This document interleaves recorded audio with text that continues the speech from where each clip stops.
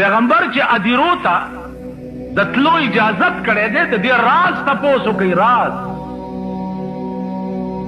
راز پکې دا دی چې صحابه قبرونو ته ځئ. كنت نهيتكم عن زيارة القبور الا فزوروا. وړاندې مې معنی کړی وای دې نه پس ځئ. ولې قبرونو ته پتلو کې سړی ته تذکره د موت وشي،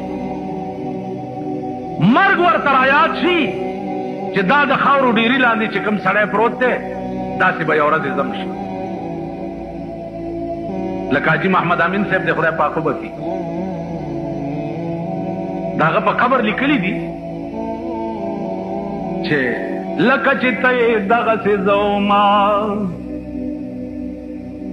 لکه چې ته دغسې زوما، لکه چې زه یم داسې به ته شې.